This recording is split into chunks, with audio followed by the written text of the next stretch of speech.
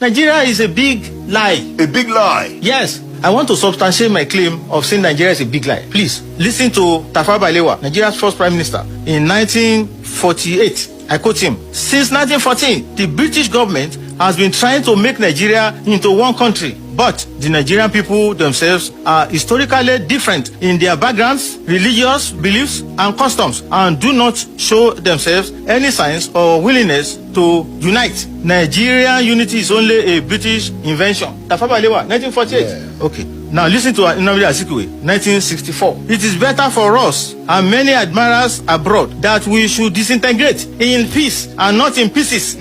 Should the politicians fail to heed this warning, then I will venture the prediction that the experience of the Democratic Republic of Congo will be a child's play if ever it comes to our turn to play such a tragic role."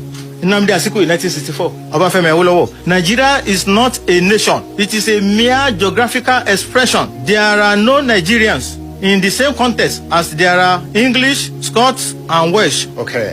1947. Oloye Lokan Alabi. Yes. Thank you for featuring on State Affairs. Thank you for inviting me. Ó máa lẹ́yìn,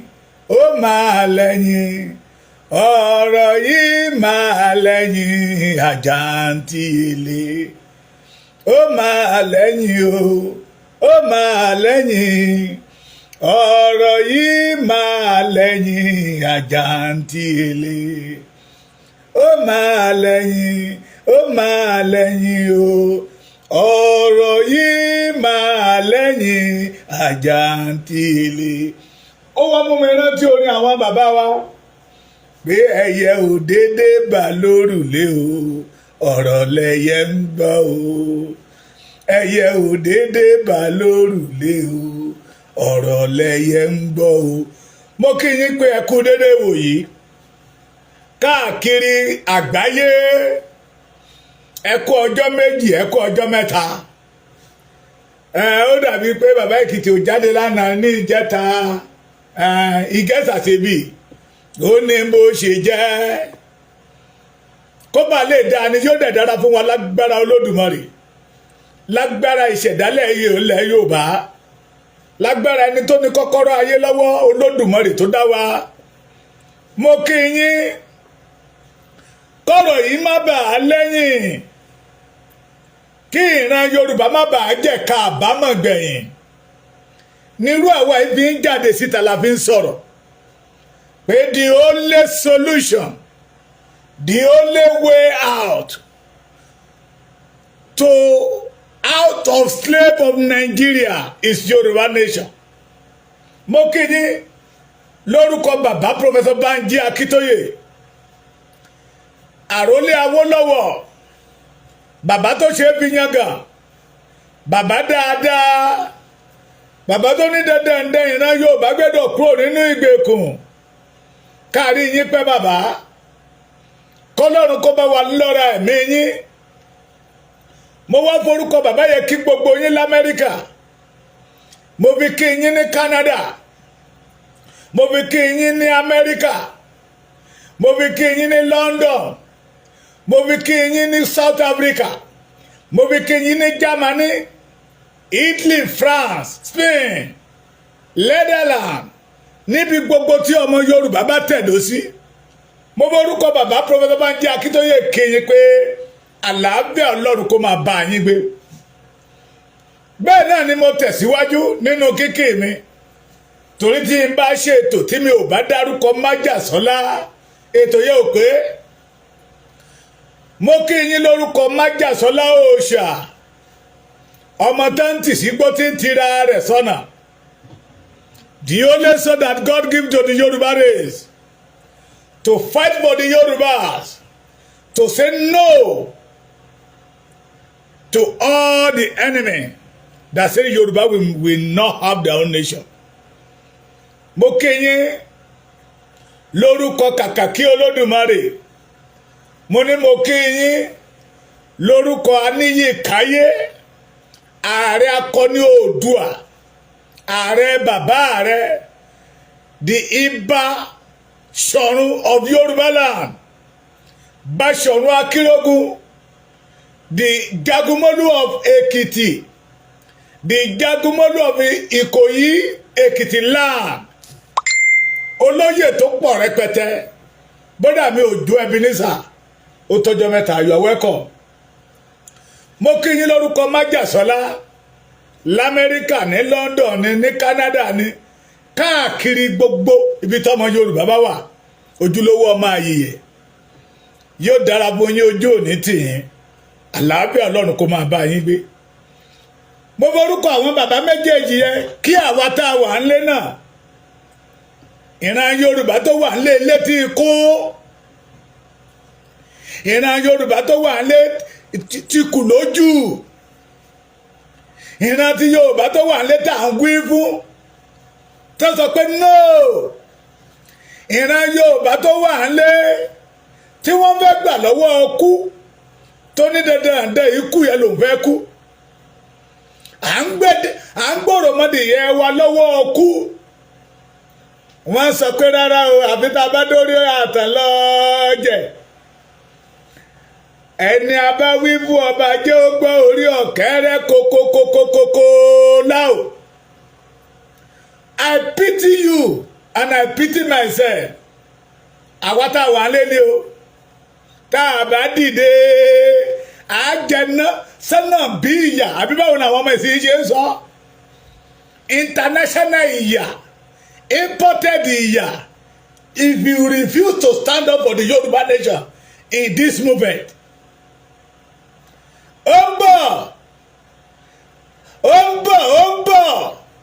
ẹbí mi lè rè pé kí ló ń bọ̀ ìyà ẹ tí ì ríyà o ó ń bọ̀ àló ń bọ̀ sẹ́ ẹbí mi lè rè ẹni kí ló ń bọ̀ ìpọ́njú ó ń bọ̀ mo ló ń bọ̀ ẹbí mi lè rè ẹni kí ló ń bọ̀ ikú òjijì. If you don't want it, this time around we must stand up and reject Nigeria totally. Ẹgbẹ́ ìrìn àjò tí bàbá wa lọ rìn, the Jagaba of Africa, the Aṣíwájú of Lagos, oyè wo ni ẹ fún tá a máa fi kó papọ̀ mọ́ Yorùbá. Ṣé kí n fún wọn ní ààrẹ akọ́tílétà of Yorùbá land? Ẹnu tèmi gbà ẹni máa kú pàdé ẹni máa pa ni. France tó lọ ẹ gbọ́ wọ́n ní Tinubu ti sign agreement fún àwọn tó ń ṣe mining náà pé mining tí France ṣe ní Niger Republic tó ṣe ní Mali tó ṣe ní Burkina Faso tí wọ́n di ẹni tí ò ní tí wọ́n di alárìkiri tí ayé wọn rùn sí ara wọn tí wọ́n wá reject France ẹ̀fílẹ̀ wọn lẹ̀ wọ́n lẹ́wọ́n bí ẹni lé ẹran kò mọ̀ ìpọ́dún méjì go to Burkina Faso today go to Mali today go to Niger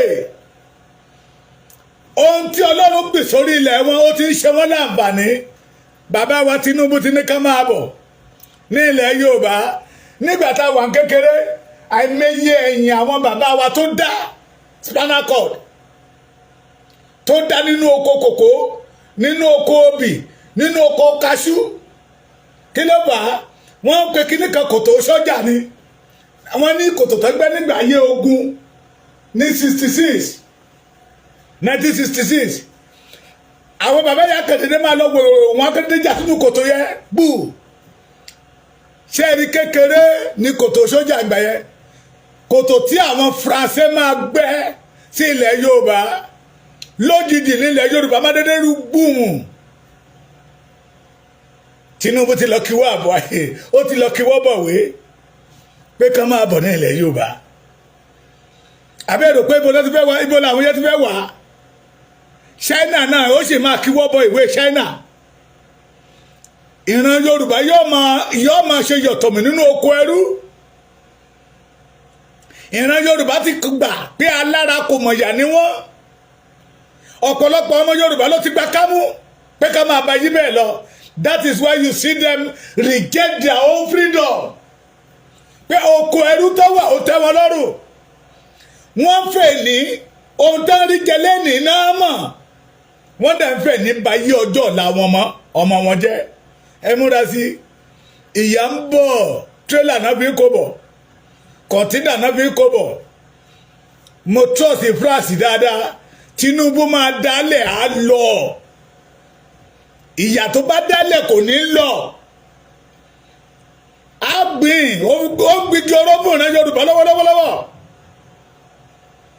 ṣẹ́jẹ̀ wá ni kì í ṣẹjọ́ bàbá Tinubu ṣebí àwọn tó sọ fún ni pé these people we are not one these people ìrísí wa ìwọṣọ wa àṣà wa kò jọra wọn èdè wa kò jọra wọn àwọn kan dẹ̀ sọ wípé elele one Nigeria one nation àwa dẹ̀ ń tẹ̀lé wọn lẹ́yìn wọ́n ti wá rí wa pé gọ̀ǹgọ̀sù odi ìdá rẹ̀ àṣé bí àti gbọ́tọ́ náà láàgọ̀ tó gọ̀ǹgọ̀sù odi ìdá rẹ̀ bí àti gbọ́tọ́ náà láàgọ̀ tó lórí fídíò kan ó mà ṣe o tó bá pe Yorùbá pé ọgbọ́n ń bẹ ìmọ̀ ń bẹ wọ́n tẹ̀ wá ní àwa lágọ̀ jù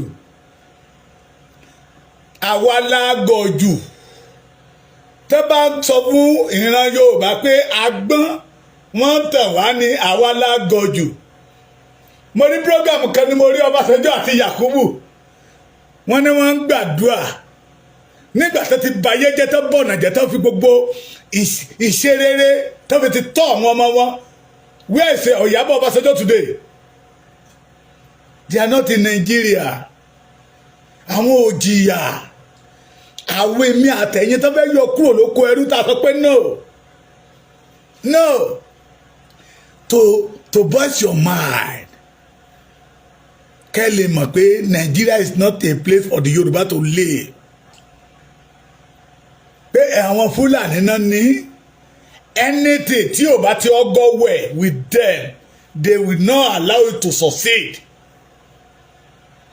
Ṣùgbọ́n tó bá máa fìyà jẹ ìran Yorùbá tí ìran Yorùbá bá máa fi gbé ìgbé ayé ẹrú tí ìran Yorùbá bá máa fi ṣáná ní kiri lójú ẹsẹ̀ náà máa wẹ́kọ̀mù ẹ̀ tó bá yà ti pay àwọn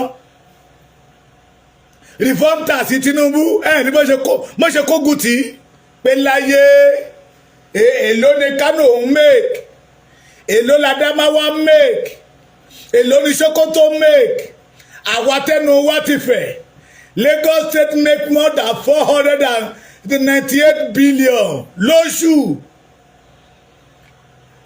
federal government àwa dá 10 billion padà fún the remaining 4 something tó kù or 3 something tó kù wọ́n á pè sí north ẹ wá ní tí Lagos State bá pa kó wà ní Lagos State kó jẹ́ ìdá mẹ́wàá ní ló máa mú lọ sókè láyé ti rí wọn nínú house mo ṣe yarí pé kò ní í ṣẹlẹ̀ pé no it show that the Yoruba we did not belong to Nigeria.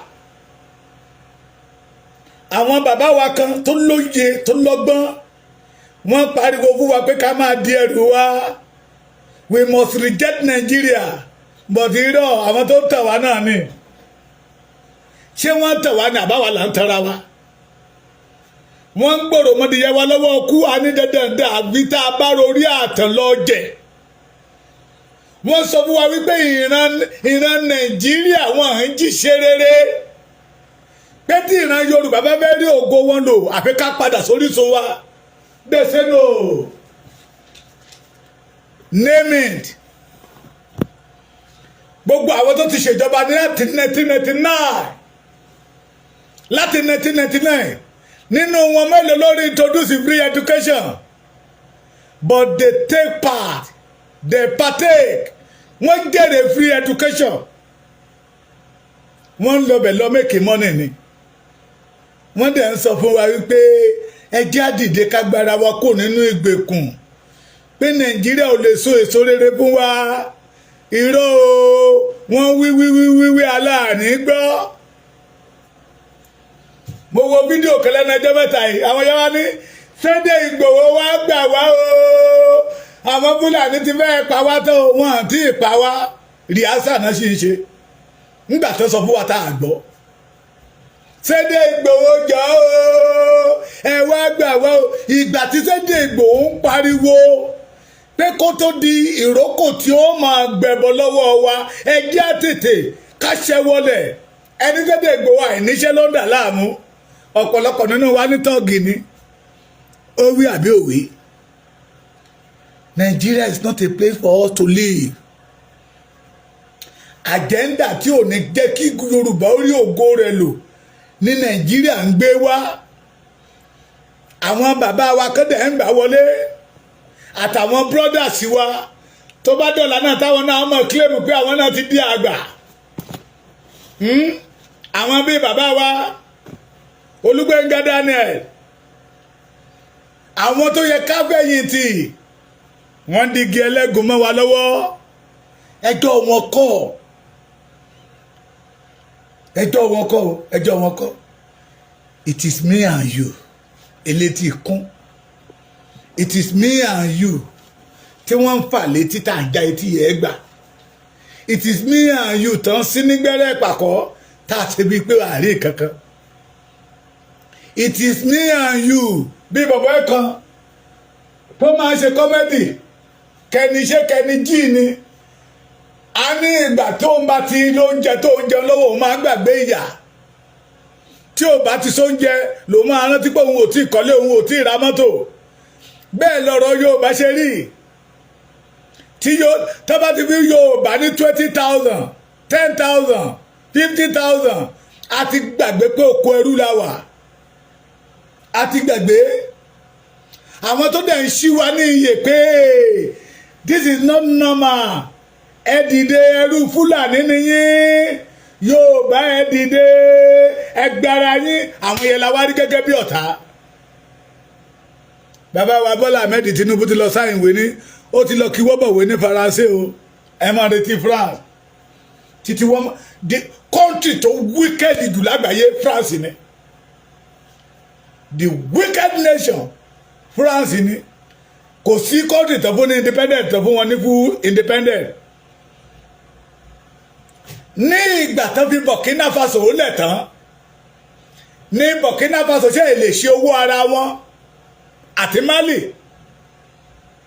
àti Niger owó tó ń ná látọ̀dọ̀ wọn ló ti kó wá lọ́hùn tẹ́ bá ní mo parọ́ go to Benin Republic yẹ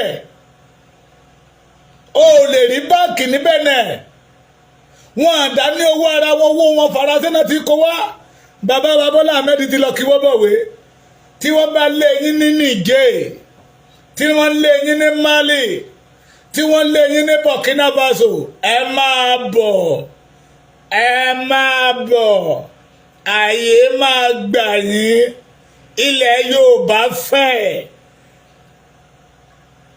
Fáyẹmí dẹ̀ ti tú àṣírí ilẹ̀ Yorùbá fún wọn pé ohun tí ẹ ti ń la kankan mọ́ ní Burkina Faso kékeré ni lélẹ̀ tó bẹ nílẹ̀ Yorùbá ẹ wo àfẹ́ la it is better for me and you to embrace our freedom now it is better for me and you to stand up gẹ́gẹ́ bí ọmọ akin bí àwọn bàbá wa kábàtẹ̀ ti dojo kí ló sọ wọ́n dojo owó ni ojú kòkòrò ìjẹkújẹ bẹ́ẹ̀ ni wọ́n ti gbé igi orí wọn fún kọ̀lọ̀kọ̀lọ̀ jẹ they cannot take decision for themselves again decision tí àwọn Fúlàní bá gbé lé wọn lọ́wọ́ náà fi operate. That is why me and you tá a wà nílé tó yẹ ká embrace freedom tá a ń gbóòórùn freedom tó yẹ ká embrace ẹ̀ tó yẹ ká work. Àwọn bàbá kan wá pè mí ṣé mo rí program àwọn ọmọ Ìgbò yẹ mo ní we can do that more than that. Wọ́n reject Sunday Igboho.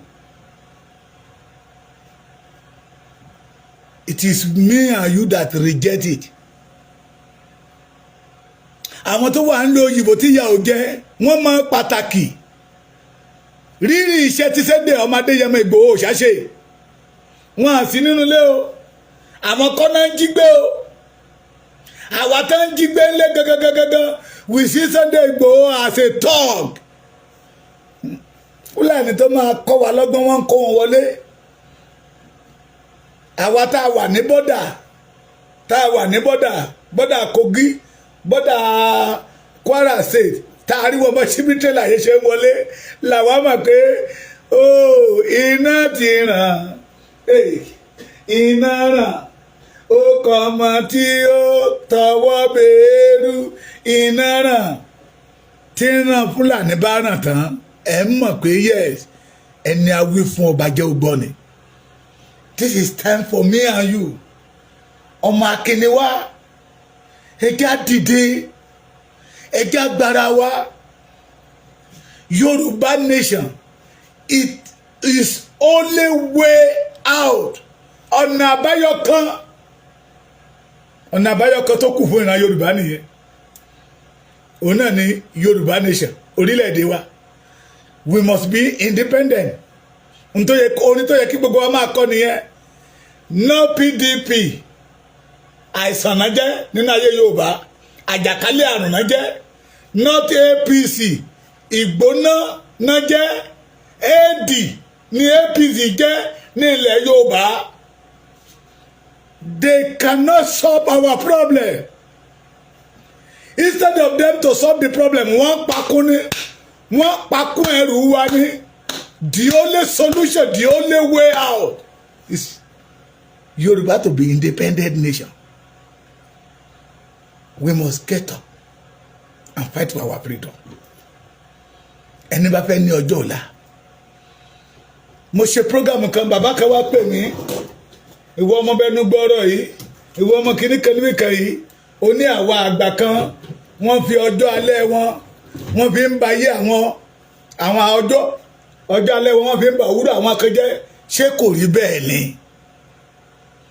Ṣé àwọn Awólọ́wọ̀ fi ọjọ́ alẹ́ títí wọn? Ṣé wọ́n fi bayé títí yín jẹ́ sà?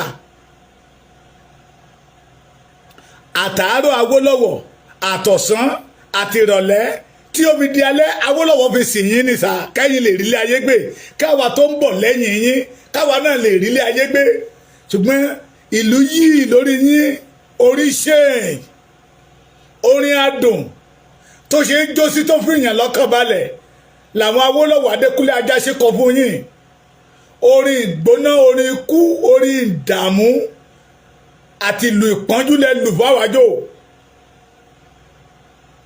mo ní sà ẹ lórí ọ̀fẹ́ freedom education abẹ́ ẹ̀jẹ̀ nínú ẹ̀ ó ní yes àwọn gbẹ nínú freedom education you know ẹ má kọ̀pí ayé ìgbà Awólọ́wọ̀ sí ayé ìsìn mo ní ìsókè ohun tó ń dùn yẹn ṣe ló yẹ kó máa padà sẹ́yìn kó máa bàjẹ́ sí àbóyẹ kó máa lọ síwájú sà tá a gbọ́ nínú ìtàn pé ìran Yorùbá o ògo adúláwọ̀ o ìmọ́lẹ̀ adúláwọ̀ ò ń já orílẹ̀-èdè British tó kó wa lẹ́rú à ń yá wọn lówó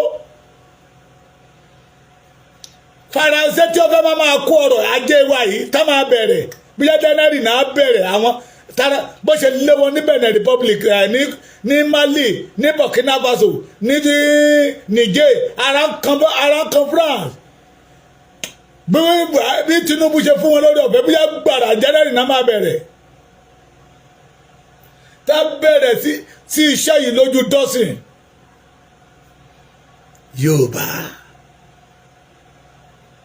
Yorùbá ẹ dìde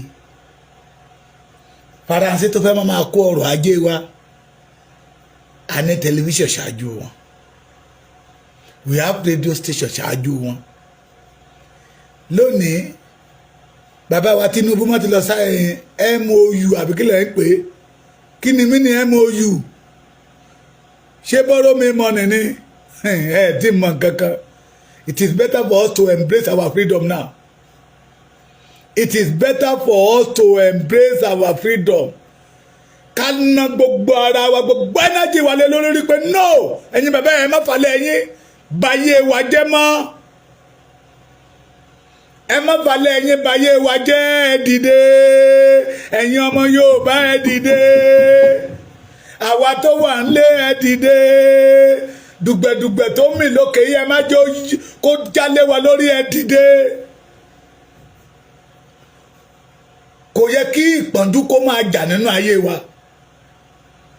The former ambassador to Nigeria, Canadian ambassador, Water Carity, ó ní nínú gbogbo Africa country kò yẹ kí ìran Yorùbá nígbà tó délẹ̀ Yorùbá ó lóun dé Ilé Ifẹ̀ òun dé Oǹdó bó ṣe ń sọ ní ọ̀rọ̀ ẹni yẹn ó ti pẹ́ o bí i 1991 òun dé Oǹdó from Oǹdó to Ọ̀wọ̀ ó wọ́n ń dárúkọ àwọn ìlú yẹn back to Ìbàdàn Abẹ́òkúta Ìjẹ̀bú Igbó ó ń dárúkọ ẹ̀ Òṣogbo Ògbómọ̀ṣọ́ ó ní Yorùbá ò yẹ kó sí nínú poor nations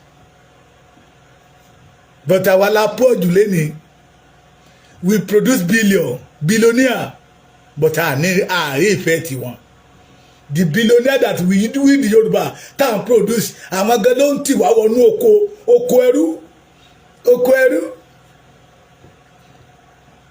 bí Yorùbá bá ń bàjẹ́ lọ kò kàn wọ́n àwa tó ń dẹ̀ ń ba ayé wa jẹ́ tó yẹ ká jára wa gbà lọ́wọ́ wọn we say no. Àpáni ẹ̀yin tẹ́ pariwo Yorùbá lẹ́sẹ̀ yẹ bàbá Èkìtì àìníṣẹ́ ló ń dà láàmú ẹ jẹ́ lọ wá ṣẹ́ṣe èyí tó ti ṣe látijọ́ yìí kí ló mú bọ̀ Fúlàní náà ló ń ṣeṣẹ́ fún eléyìí tó máa fi mọ̀ pé ní oko Fúlàní oko ẹrú Fúlàní lèmi àtìrẹ́jọ wà. Ṣe rí tax reform bill tí Tinubu gbé jáde síta ẹni bá lọ́gbọ́n rí a gbọ́ pé lóòótọ́ the Yoruba we did not belong to Nigeria. Owó tán pa lẹ́kọ̀ọ́ tán pa lóńdó tán pa lógùn state kí má wàá sọ ti Ọ̀ṣun tèkìtì ti Kwara ti ìlú olótùkù ó kọ́fà gbogbo owó tó pa ní Ọ̀yọ́ lásán ó kọ́fà gbogbo owó tí 19 state ní nọ́ọ̀tì tó ń pa ó kọ́fà ẹ̀ tó tún ṣẹ́kù. Ẹ lọ wo àwọn tó bá ń gba allocation ta ló ń gbà jù àwọn ní àwọn lọ́rọ̀ ajé Nàìjíríà ń bẹ lọ́wọ́ wọn public náà ti sọ fún wa pé they own Nigeria belong to them. Nigeria is not a nation. Ẹ̀yin ọmọ Yorùbá ẹ jí ẹ jẹ́ agbára wa we need our freedom. Ayé generation yìí tọ́lọ́mbà fún wa ṣe ṣùgbọ́n ẹja náà ti generation tó ń bọ̀ lẹ́yìn wa. Bàbá kan ní bàbá Èkìtì wá ẹ̀ tó fi sọ wípé Yorùbá ló produce yahoo boy jù lánàá population tó pọ̀ jù mẹ́ mo ní bàbá ẹ wojú ọbẹ̀ kẹ́ ẹ mú yàn ẹ̀yin wojú ọbẹ̀ kẹ́ ẹ mú yàn the great olóṣó Yorùbá ló pọ̀ jù mẹ́ ukọ̀ tẹ́mẹ́dẹ̀ ní ọmọ tó ń forí adé sìngbà káàkiri àgbáyé Yorùbá ní. This is time for the Yoruba people to wake up. Àwa tá a wà nílé alẹ́nilẹ́yìn ẹ̀jẹ̀ àpọ̀bọ̀ bájábá lẹ́nilẹ́yìn àpọ̀bọ̀ àwa lẹ́nilẹ́yìn ẹ̀jẹ̀ àpà ọ̀bọ̀ alẹ́nilẹ́yìn ẹ̀jẹ̀ àgbára wa. Let us put end to Nigeria. Má bí ó dìgbà tí Nàìjíríà bá gbá màmá ẹ lórí kó tó mọ̀ pé Nàìjíríà yìí ṣe ibi ìrọ̀rùn láti gbé. Má dúró dìgbà tí Nàìjíríà bá gbẹ̀mí ẹni tó ṣe pàtàkì sí ẹ kó tó mọ̀ pé ilé ikú ilé àrùn ní Nàìjíríà. Ọlọ́run mọ̀ nípa Nàìjíríà o. Ọlọ́run mọ̀ nípa Nàìjíríà. Wọ́n gbé èèyàn kan lẹ́nu ọjọ́ mẹ́ta ìwé wọn pariwo wọn ní kó lọ mú 100 million wá ní. Ìjọ tó ti ń gbé ẹ̀rí kẹgbọ́mọ gọ́vnà ẹ̀rí kẹgbọ́mọ rẹ́ẹ̀pù kan ẹ̀rí kẹgbọ́mọ senators wọn à ní gbé wọn àwa tí ò jẹ́ kankan tá a dẹ̀ ní ká gbára wa kó nínú ìgbèkùn tó jẹ́ ẹ̀tàn PDP ẹ̀tàn APC là ń tẹ̀lé kiri. I pity you. I pity you. Ẹjá dìde ká gbára wa káwa náà lè rí ayé gbé. Ẹjá dìde. Nígbà táwọn Burkina Faso tó gbára wọn bí Nàìjíríà ṣe pera wọn ní Giant of Africa kán lọ yájú sí Burkina Faso wọn á jẹ tán náà bí ìyàwálé. Gbogbo tó yẹ kí orílẹ̀-èdè yẹn ti ṣe over 60 years tí wọn ò ṣe ọdún méjì péré lélẹ́ẹ̀bí débẹ̀ tó fi ń ṣe torí pé wọ́n bọ́ kò nínú ìgbèkùn ni. Adìyẹ tó bá wà nínú kéèjì òun rí àràdá ẹ mọ̀ pé adìyẹ náà máa ń yẹ̀gẹ̀ ṣùgbọ́n tó bá wà nínú kéèjì kò ní rí àràdá. We the Yoruba we are in cage. Òun ni ò jẹ́ ká rí àrà wa dá. Òun ló ní jẹ́ orí àpèsè wa tá a fi ń ṣe ẹrú káàkiri gbogbo àgbáyé. This is time for me and you to say no to Nigeria. Ẹ já dìde o. Kò sẹ́ni tó máa wá gbà wá àwa la máa gbára wa. Kò sẹ́ni ẹnu ẹni lẹ́ni fi kọ́ méje. Àwọn tí àwọn bàbá Tinubu bá láwọn rìtáyà tán wọ́n ti bíìdì àwọn talk tó máa take over lẹ́yìn wọn àwọn notorious armed robbers tí wọn ò láàánú ọmọ Yorùbá tí ìfẹ́ Yorùbá ò sí lọ́kàn wọn wọ́n dẹ̀ máa forúkọ Yorùbá gba national cake yẹ àwa ó dẹ̀ máa jìyà ká má bàa jìyà ẹja tètè yá má jìyà lọ́fà kò yẹ ká lẹ́ni ní mo sàn ká máa mú kíkan alẹ́ni ní mo sàn àmú kíkan lọ́wọ́lọ́wọ́ àmọ́ lẹ́ni nídìí òrò àròrò jẹ tá a bá fẹ́ rí òrò jẹ let us stand up and fight for our freedom. The Yoruba race we must be independent. Yorùbá ti wà kí Nàìjíríà tó wà o Yorùbá ti ń ṣayé wọn kí Nàìjíríà tó dé o the first lawyer 18th century 1855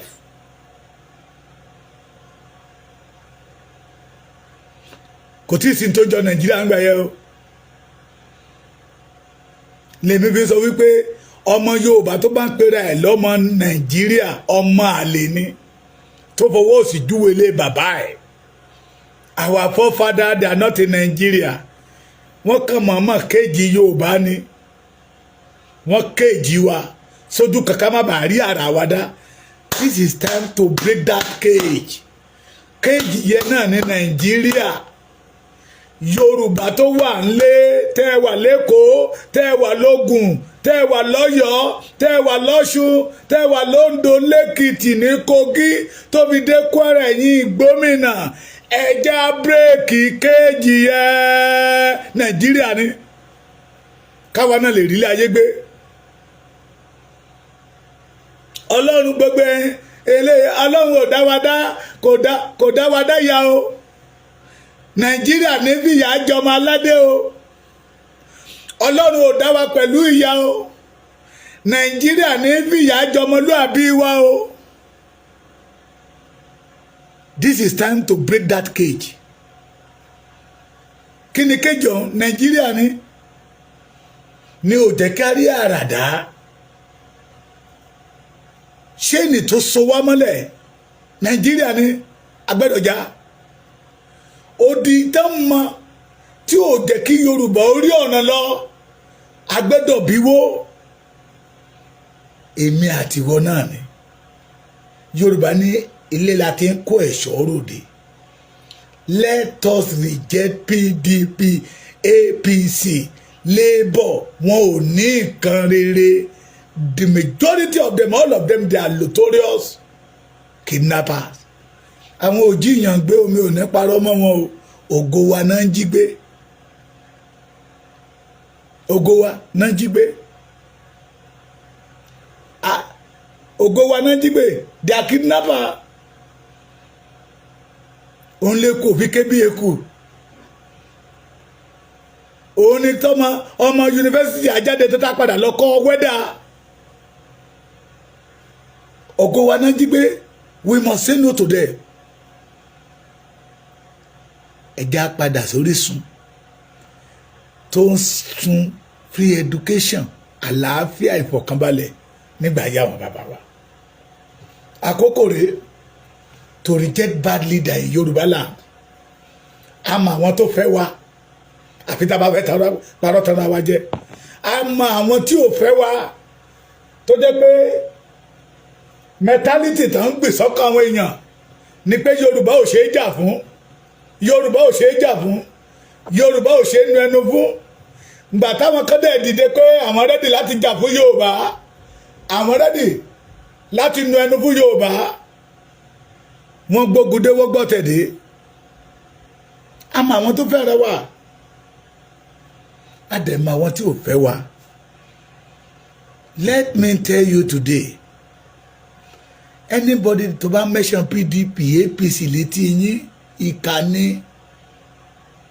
tí ò lè dúró ká gba orílẹ̀ tí ò lè jà fún orílẹ̀-èdè wa ká tẹ̀ gba orílẹ̀-èdè ó tọ́kọ́ tó máa ṣe òṣèlú òṣèlú kọ́ lélẹ̀ tó ń ṣe ń bíbà yìí ọ̀rọ̀ àlú làwọn Nàìjíríà yìí ṣe abàlújẹ́ tí ń ba yé aláyé jẹ́ tẹ́ bá ń gbọ́ jálé onílé fíbo tiẹ̀ mọ́lẹ̀ àwọn ni